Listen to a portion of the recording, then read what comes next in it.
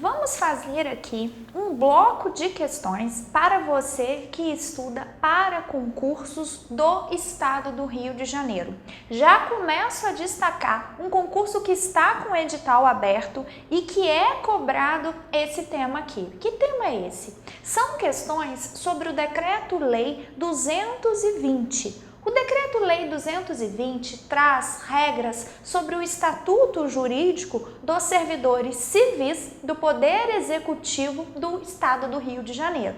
Apesar do decreto, já no artigo 1º, limitar aos servidores do Poder Executivo, quero lembrar que esse decreto também aparece em edital quando envolve outros órgãos ali dos demais poderes, inclusive o concurso do TJ Rio, que é um órgão do Poder Judiciário Estadual.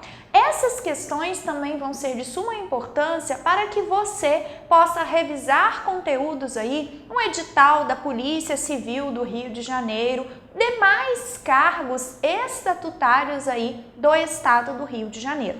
Por meio de questões aqui escolhidas, não são questões de uma banca específica, eu quero tentar revisar com vocês algumas regrinhas que são de muita importância na hora da prova. Vamos lá comigo na primeira questão aqui de 2019, uma questão até recente, que fala que João, ocupante de cargo efetivo de técnico médio da Defensoria Pública, foi condenado a pena disciplinar de suspensão de 60 dias, após regular processo administrativo disciplinar. O decreto-lei, ele traz as responsabilidades dos servidores estatutários, traz ali, no âmbito de uma responsabilidade administrativa, as penalidades que podem ser aplicadas nesse âmbito.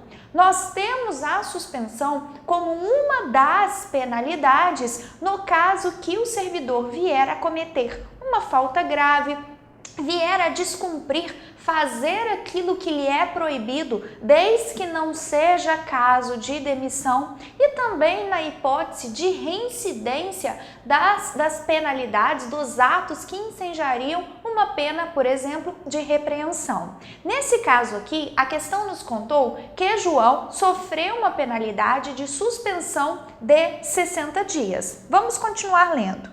Enquanto cumpria a sanção disciplinar, João obteve provas de fatos novos comprobatórios de sua inocência, que não foram trazidos e analisados no PAD. O que a questão está querendo que você lembre aqui? Quando há provas novas que são capazes de deixar claro a inocência daquele que foi apenado no âmbito administrativo, há um meio eficaz para tentar reverter essa condenação. A questão está querendo que você lembre sobre a revisão no âmbito administrativo. Você, se foi condenado no âmbito administrativo após um regular processo administrativo, no qual lhe foi assegurado ampla defesa, e depois, quando não há mais possibilidade de recurso, enquanto há possibilidade de recurso, você vai recorrendo. Quando aquela decisão já não cabe mais recurso, mas lá na frente venha a obter até conhecimento de uma prova capaz de provar, uma prova não analisada lá no PAD, capaz de provar que aquela pena aplicada foi injusta, você pode entrar com a revisão. Vamos à alternativa A. No caso em tela, de acordo com o Estatuto dos Funcionários Públicos Civis do Poder Executivo do Estado de Rio de Janeiro, João deverá requerer a revisão do PAD e a comissão revisora concluirá o encargo no prazo de 90 dias, prorrogáveis por mais 30? É exatamente a nossa resposta. Aqui, quem está interessado numa revisão irá fazer um requerimento. Esse requerimento vai ser direcionado ao governador do estado. O governador, se autorizar o processamento dessa revisão, irá encaminhar ali a uma comissão revisora que tem um prazo aqui para concluir esse processo de revisão. O prazo é de 90 dias, podendo ser prorrogável por mais 30 a juízo de um secretário de Estado de administração. É exatamente isso que fala o seu decreto-lei. Mas vamos analisar as demais alternativas para a gente encontrar o erro. Alternativa B, recorrer no PAD. E a mesma autoridade que aplicou a sanção de suspensão terá prazo de 30 dias por mais 30 para decidir o recurso. Não é caso de recurso. Por que não é caso de recurso? Porque a sanção já foi aplicada num regular processo administrativo disciplinar, o processo acabou. Se o PAD acabou, não há mais possibilidade de recorrer. A possibilidade de recorrer é durante o processo administrativo disciplinar.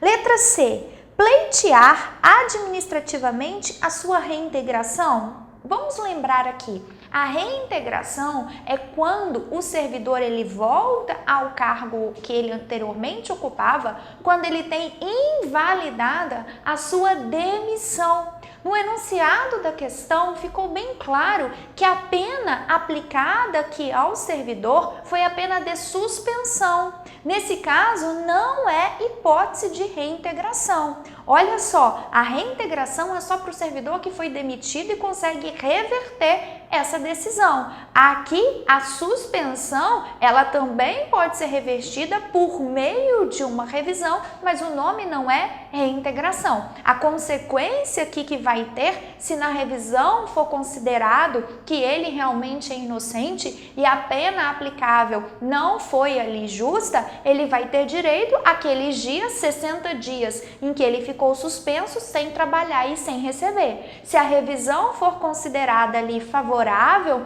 ao apenado, ele terá direito ali de receber esse valor que ele ficou sem trabalhar e sem receber. Alternativa D. Requerer judicialmente sua reintegração, mais uma vez, não é caso de reintegração. Alternativa E. Apresentar recurso hierárquico ao governador de estado? Nada a ver, não é isso. A questão, quando determinou que obteve fatos novos ali que comprovem a sua inocência, fez com que você ali lembrasse da revisão no âmbito do processo aqui, no decreto-lei. Não se esqueça do prazo para conclusão. Questão número 2. O companheiro de Dona Yolanda, servidora civil do estado do Rio de Janeiro, faleceu. A funcionária tem direito a... Questão aqui bem facilzinha, letrinha mesmo do decreto, que pergunta quantos dias ali tem direito a faltar em caso de luto. E o estatuto diz que tanto se for ali em caso de luto ou em casamento, o servidor terá direito a 8 dias consecutivos. Isso quer dizer que eu não estou determinando que sejam dias úteis. Tanto que nas disposições finais e transitórias ali do decreto-lei, há a menção expressa que os prazos contidos no decreto serão contados em dias corridos. Então, vamos procurar aqui a alternativa. Você corta a C, a D e a E e vai procurar aquela que traz 8 dias. A única coisa que você poderia ficar em dúvida é a letra A, que falam 8 dias consecutíveis, ou a letra B, que falam 8 dias úteis. Não, a resposta é 8 dias consecutivos. Se são consecutivos, inclui sábado, domingo e feriado. Próxima questão. No ano de 2009, o preguiçoso Manuel da Silva, servidor ocupante de cargo efetivo do estado do Rio de Janeiro, se ausentou no serviço sem causa justificada por 20 dias interpoladamente durante o período de 12 meses. O que é isso? Isso é o que a gente conhece como uma ausência ali, uma ausência habitual. E o mais importante para essa questão é você saber qual é a consequência jurídica disso? Lá no decreto-lei determina que, tanto nesse caso de uma ausência habitual, que se dá com 20 faltas num período de 12 meses, de forma interpolada, de forma intercalada ou abandono de cargo, o abandono de cargo já são 10 dias de faltas consecutivas. Tanto uma quanto o outro caso é hipótese de demissão. Ambos os casos aqui e o caso trazido na questão ensejará, claro, após um processo administrativo disciplinar que seja assegurada a ampla defesa, a pena de demissão. Mas vamos ver o que a questão está pedindo. No mês de junho de 2012, ou seja, passaram ali 3 anos, Manuel foi surpreendido ao receber citação em um processo administrativo disciplinar. Ao conversar com Joaquim, profundo conhecedor do Estatuto dos Servidores, sobre o prazo para o poder público lhe aplicar sanção disciplinar, Manuel soube corretamente que... Bom, aqui está querendo que você saiba qual que é o prazo de prescrição. Mas é uma questão muito interessante que, para você saber o prazo de prescrição, você tem que saber qual que foi a penalidade que seria aplicável nessa historinha que ele contou. E eu já te adiantei que nesse caso de ausência ali habitual, a pena aplicável é de demissão. E o que é a prescrição? A prescrição no decreto-lei, ela é encontrada ali sobre 2 perspectivas diferentes. Tem uma parte no decreto-lei que fala do direito de petição. O que é o direito de petição? É o direito do servidor requerer ao poder público ali e vir até a recorrer de uma decisão desfavorável, um direito que ele tem. Só que, nesse caso, para que se faça valer um direito, para que ele possa exercer o seu direito de petição, o servidor deve observar algum prazo. E esse é o prazo de prescrição. Então, há prescrição tanto para o servidor requerer algo, fazer valer um direito seu em face da administração, que esse prazo vai ser ali referente, dependente do que ele está pleiteando. Se for algo que tiver ali a ver com a demissão, com a pena de cassação, com efeitos patrimoniais, o prazo de prescrição será de 5 anos. Nos demais casos, o prazo de prescrição é de 120 dias. E também há ao outro lado dessa moeda. Quando a administração pública ela quer fazer valer, ela quer exercer o direito de poder punir aquele servidor que descumpre ali as normas administrativas. Essa prescrição, a contagem dela, o prazo dela é dependendo da infração que a administração está ali querendo aplicar. Se for as infrações mais graves ali, como por exemplo a infração, a penalidade de demissão, cassação da aposentadoria, disponibilidade, o prazo de prescrição será de 5 anos. Se forem infrações mais leves, como advertência, repreensão, suspensão, multa, o prazo será de 2 anos. Olha como essa questão aqui exigiu que você soubesse que faltar 20 dias interpoladamente durante um período de 12 meses é uma falta que terá como consequência a aplicação de uma penalidade de demissão. Depois queria que você soubesse que o prazo de prescrição para que a administração faça cumprir ali o seu direito de punir é de 5 anos. Sabendo disso, vamos procurar a alternativa correta. Ocorreu a prescrição? Não. Se a prescrição é de 5 anos, não se passaram 5 anos, a alternativa é incorreta.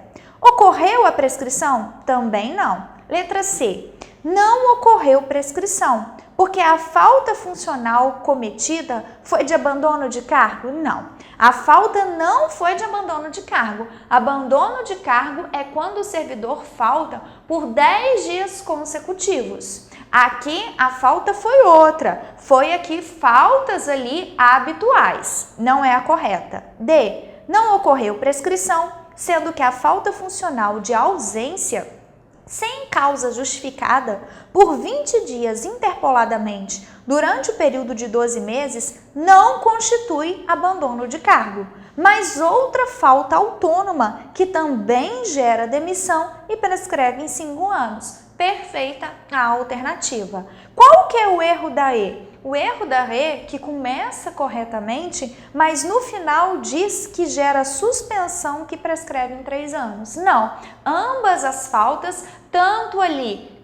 essa de ausência injustificada, tanto com abandono de cargo, tem a mesma consequência. A consequência é a pena de demissão, que prescreve em 5 anos. Próxima questão. No que tange à revisão do processo administrativo, de novo sobre a revisão, que tenha resultado pena disciplinar, o Estatuto dos Servidores Públicos Civis do Rio de Janeiro dispõe que, tratando-se de funcionário falecido, desaparecido ou incapacitado de requerer, a revisão poderá ser solicitada por qualquer pessoa? Exatamente. Porque, nesse caso, a pessoa, o parente, por exemplo, pode ter um interesse patrimonial. Imagine só se surgir provas novas que aquele servidor é inocente. Se ele foi demitido, por exemplo, ele terá direito a todo aquilo que ele deixou de ganhar por causa da demissão. Ele terá direito ao ressarcimento de todas as vantagens. Se ele foi suspenso, ele terá direito ao ressarcimento daquele prazo que ele ficou suspenso. Nesse caso, a família pode ter interesse sim em entrar com uma revisão até para poder receber aí algo que ele teria direito. Letra B. É cabível a revisão quando forem aduzidos fatos que já constavam no processo administrativo, mas não foram analisados na fundamentação da decisão final? Não. A revisão é só quando eu tenho fatos, quando surgem fatos que não foram analisados naquele processo administrativo disciplinar. Por isso aqui que são fatos novos, não que aconteceram agora, mas são fatos que surgiram agora e que não foram analisados naquele processo que aplicou a penalidade. Letra C. Autorizada a revisão, o processo será encaminhado à comissão revisora, que concluirá o encargo no prazo de 60 dias, prorrogável por mais 30. Você já viu esse prazo comigo na primeira questão. Não, a comissão revisora tem o prazo de 90 dias, prorrogável por mais 30. Letra D. Julgada procedente a revisão, será tornada sem efeito a pena imposta. Realmente. Restabelecendo-se todos os direitos por ela atingidos? Sim. Recebendo o servidor uma indenização no valor de metade de seus vencimentos? O final está errado. Não, ele terá direito a todas as vantagens que ele deixou de receber por causa daquela aplicação de uma pena indevida. Então, se ele ficou suspenso em 60 dias, ele terá direito a receber 60 dias de remuneração e não a metade do que ele teria direito. Letra E. Constitui fundamento para revisão a simples alegação de injustiça da penalidade, desde que devidamente fundamentada? Não. A simples alegação de injustiça da pena aplicável não é motivo para se pedir a revisão, porque a revisão ali, ela exige que tenham fatos novos capazes de provar a inocência. Então, a simples alegação de injustiça não é motivo para se instaurar um processo de revisão. Questão número 5. É proibido ao servidor. Essa questão ela é muito importante porque é muito comum as bancas tentarem fazer uma confusão ali com o artigo que fala quais são os deveres do servidor e o artigo que fala quais são as proibições. Basicamente, a diferença é que se é um dever do servidor, é algo que ele tem que fazer, é algo que ele tem ali que observar. Se é uma proibição, é o contrário, ele tem que se abster de fazer, ele não pode fazer. E se ele fizer, isso tem consequências ali, podendo ser aplicável uma penalidade.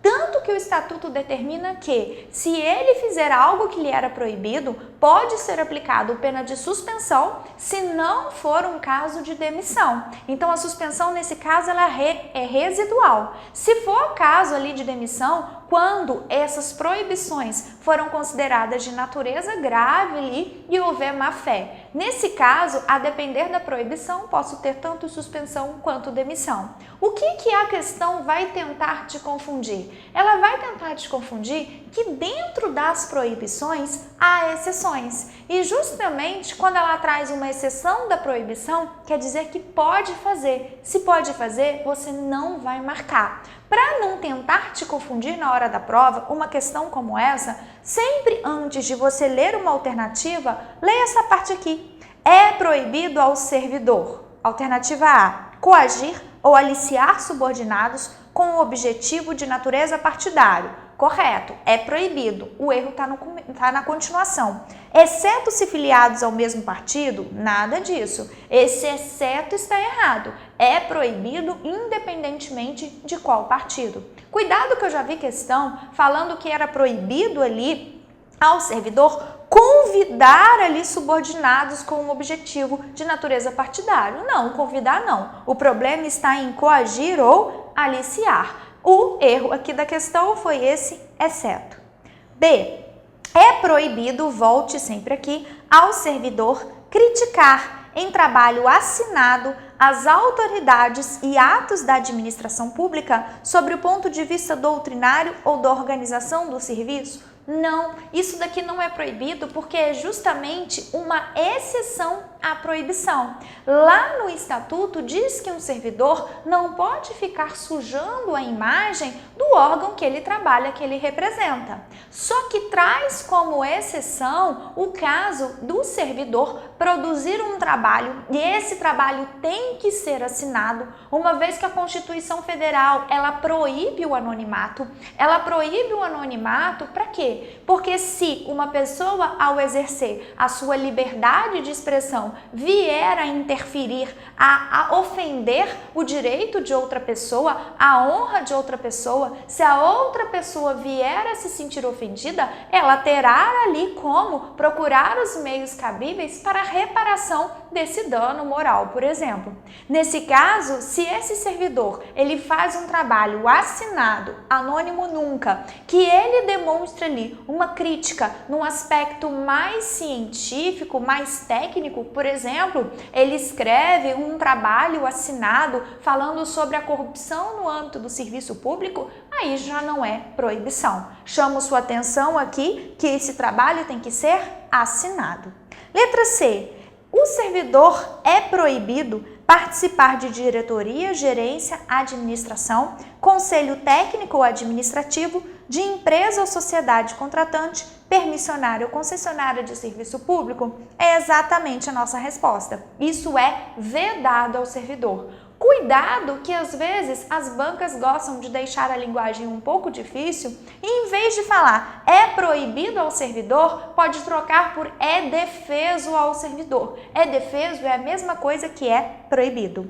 Letra D. O servidor é proibido pleitear como procurador ou intermediário, junto aos órgãos estaduais, a percepção de vencimentos, remuneração, provento ou vantagem de parente, consanguíneo ou afim até segundo grau? Não, isso daqui é a exceção que é trazido ali no Decreto-Lei 220. O servidor realmente, ele não pode servir de intermediário para buscar interesses de familiares ou interesses próprios ali onde ele trabalha. A exceção é justamente essa. E se for ali interesses ligados à percepção de vencimentos, remuneração, provento ou vantagem e mesmo assim de parente até o segundo grau. Mais uma vez a questão pediu uma exceção, então não é essa a alternativa correta.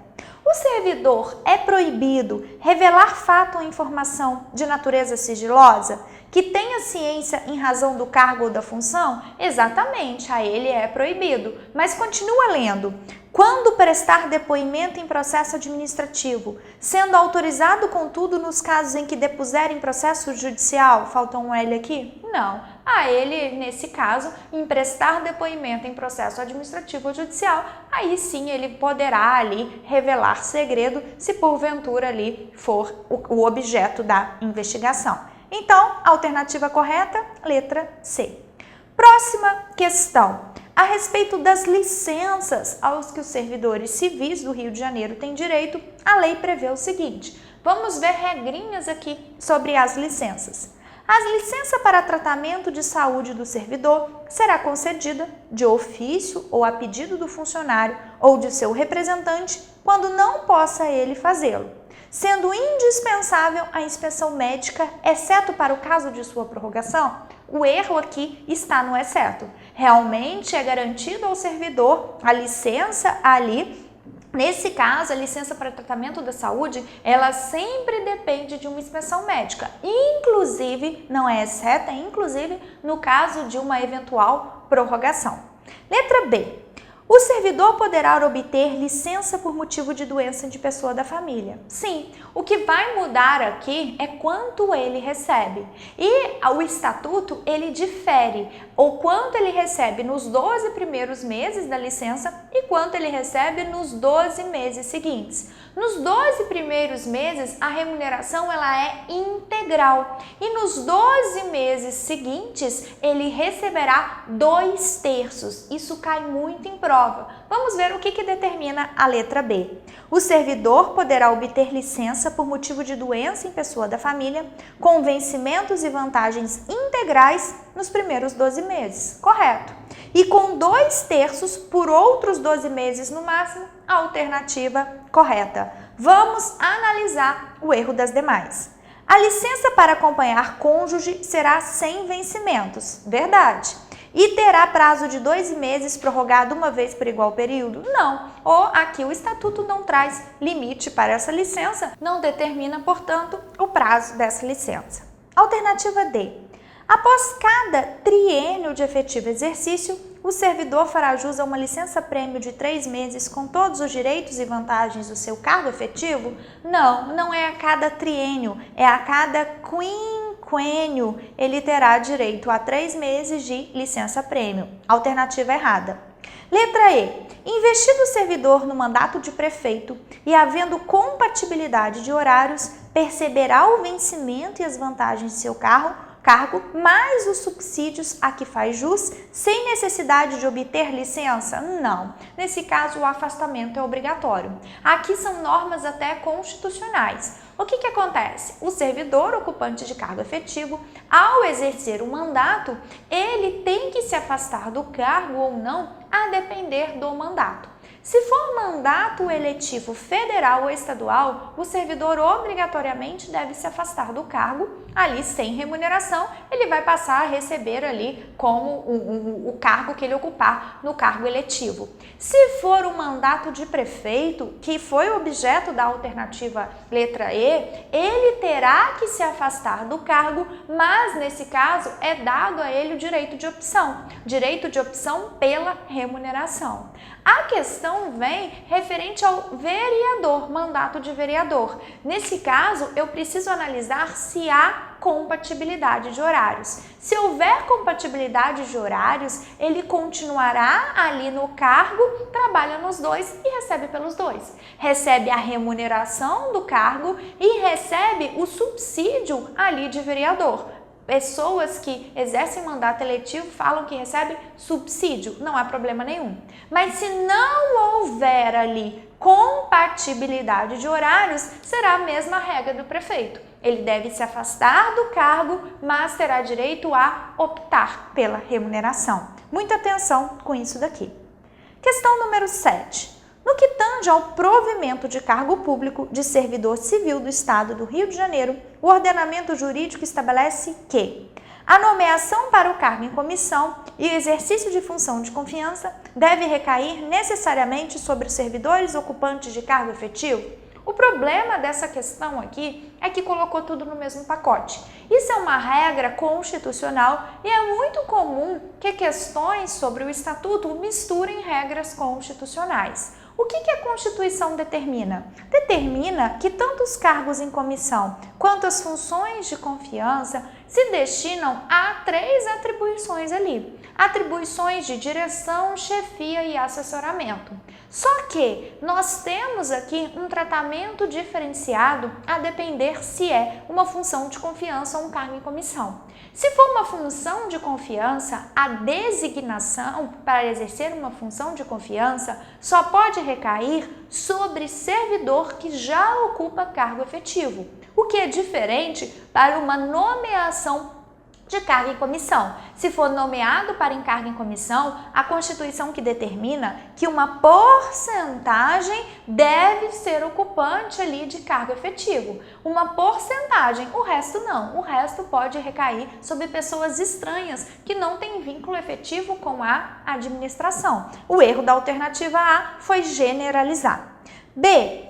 A nomeação para provimento de cargo efetivo é precedida de estágio experimental, com prazo de 6 a 12 meses, período que o estagiário perceberá o valor correspondente a 50% dos vencimentos do cargo, sendo assegurada a diferença se nomeada final. O que acontece aqui? No Estatuto dos Servidores do Rio de Janeiro, nós temos uma peculiaridade que é justamente esse tal de estágio experimental. O estágio experimental não se confunde com o estágio probatório. Por quê? O estágio probatório, o servidor vai ficar sujeito, ele já é servidor, ele já foi provido num cargo público, ele ficará sujeito ali a um período no qual serão analisados se ele cumpre ali alguns requisitos para se tornar estável. Esse estágio probatório é de 3 anos, hoje em dia isso é pacífico, apesar de vários estatutos ainda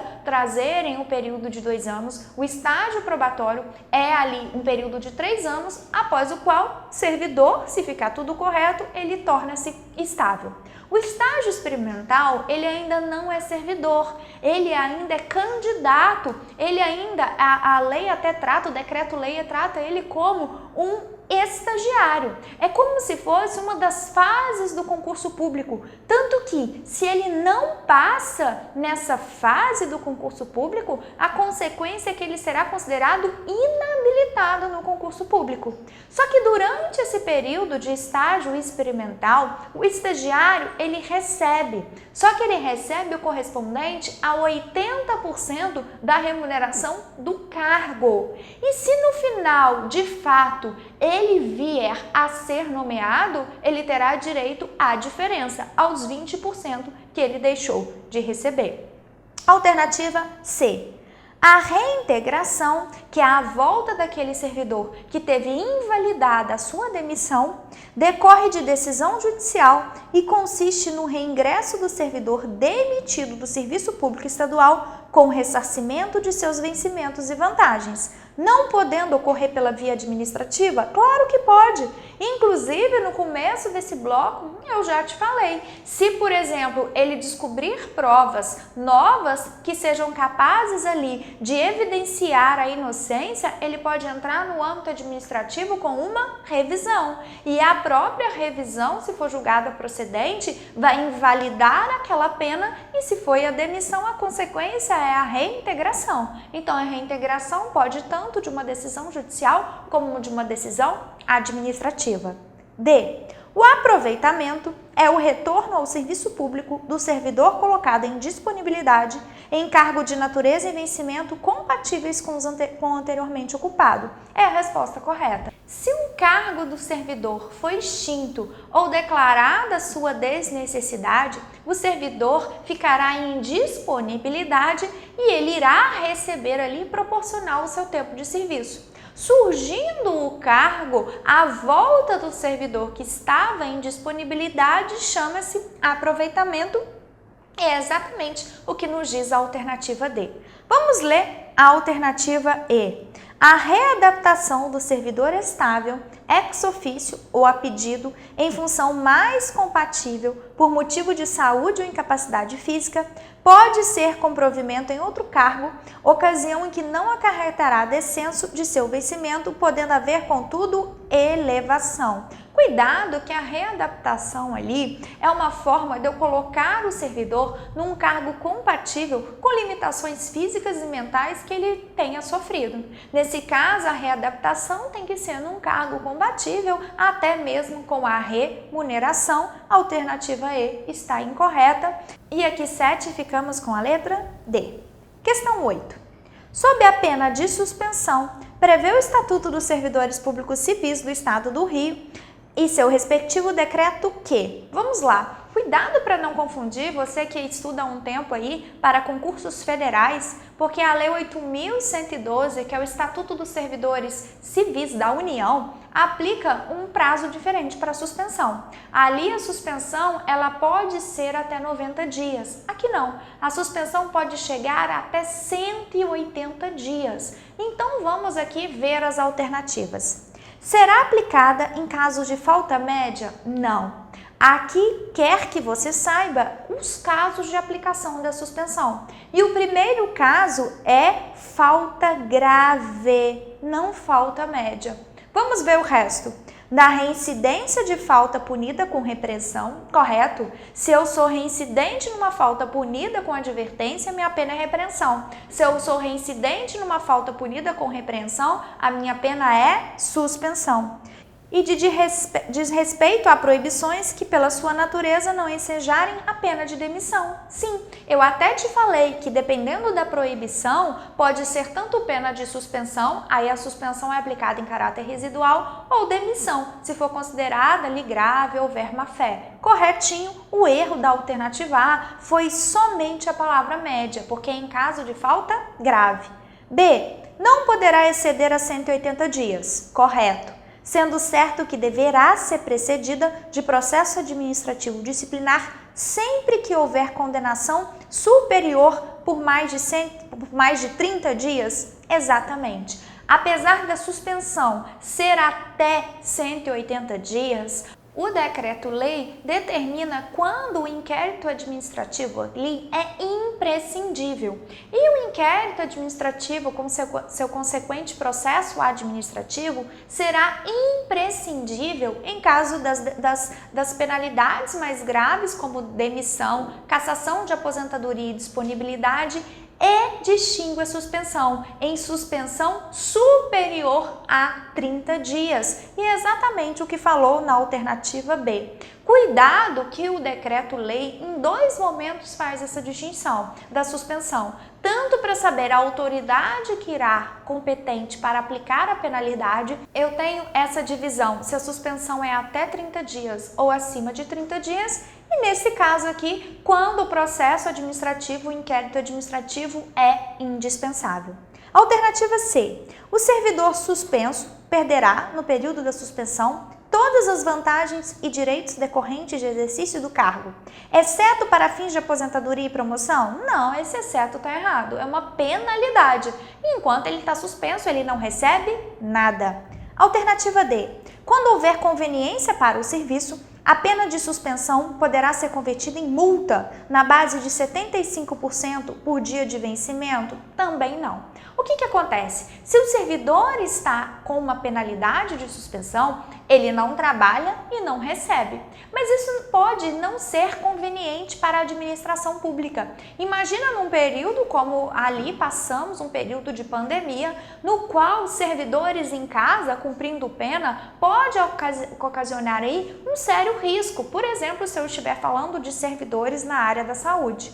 Nesse caso, por conveniência do serviço, o chefe imediato pode, não é obrigação, pode converter aquela penalidade de suspensão em multa. E multa de 50%, tendo como base o dia de trabalho. Nesse caso, o servidor terá que trabalhar o dia inteiro, toda a sua jornada, mas irá receber somente metade. Então, se a jornada desse servidor for de 8 horas, ele irá ter que trabalhar as 8 horas, mas receberá como se tivesse trabalhado 4 horas. O erro da alternativa D foi limitar, colocar a multa como sendo 75%, não de 50%.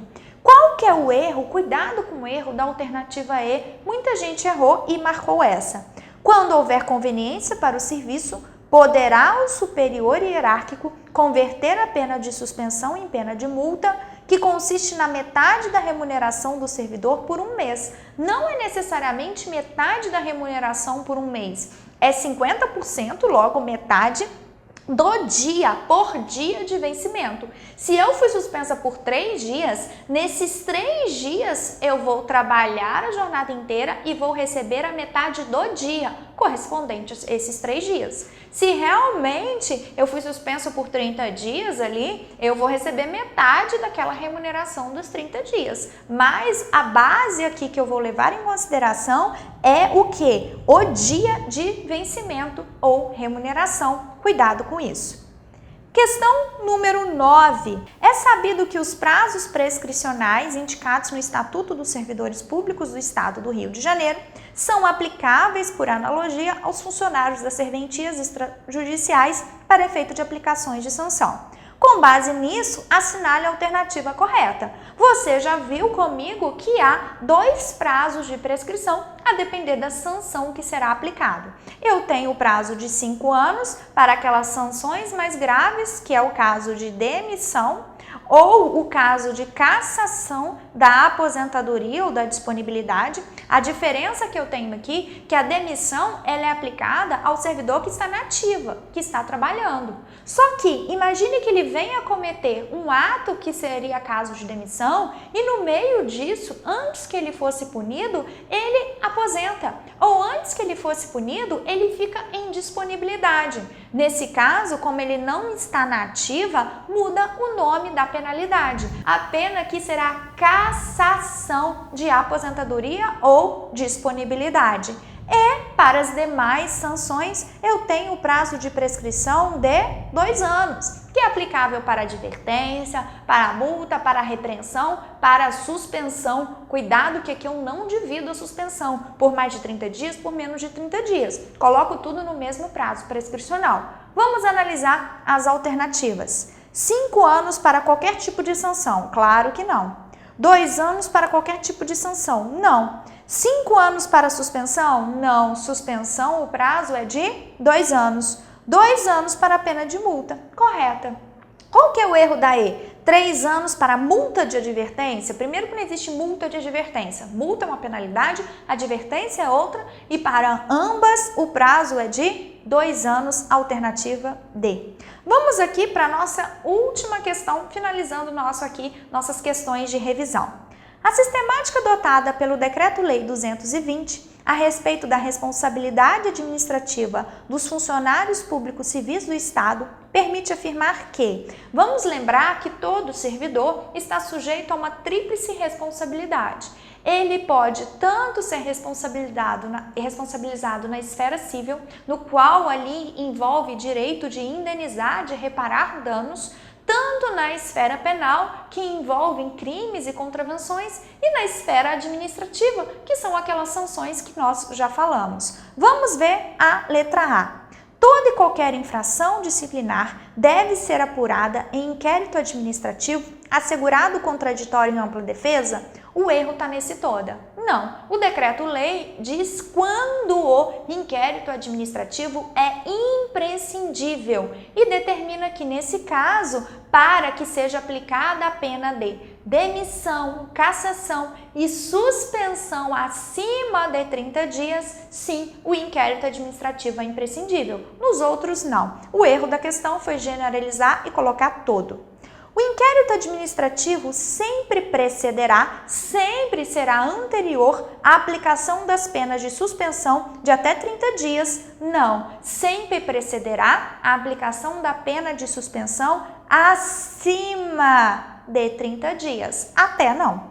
A sindicância é mera apuração preliminar, que irá anteceder o processo administrativo disciplinar e a partir do qual não podem ser aplicadas sanções? Pode sim, só que da sindicância eu só posso aplicar penalidades mais leves. Mas eu quero lembrar outra coisa aqui com você. Sindicância é uma apuração sumária dos fatos rápida, é uma simples averiguação e ela não é obrigatória não. Eu posso passar direto por um inquérito administrativo nas hipóteses que eu já tenho uma denúncia do Ministério Público, que eu já tenho uma prisão em flagrante, ou naquele caso de abandono de cargo, casos em que eu já tenho ali mais materialidade daquela conduta ali demonstrada por meio de uma denúncia do Ministério Público, de um auto de prisão em flagrante, ou no caso de abandono de cargo, que é mais fácil, é só juntar ali o controle de frequência do servidor.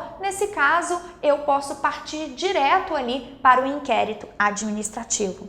D. Deve ser determinada a suspensão cautelar do funcionário sempre que, da infração que lhe é imputada, possa resultar pena de suspensão por 30 dias? Não. O que é a suspensão cautelar? Suspensão provisória. Ela não se confunde com a pena de suspensão. A pena de suspensão é aplicável após um processo, após um procedimento ali. Ela é final, ela já é uma penalidade quando fica comprovada ali que o servidor infringiu normas ali administrativas. No caso, a suspensão aqui preventiva, ela tem a ver com uma medida acautelatória.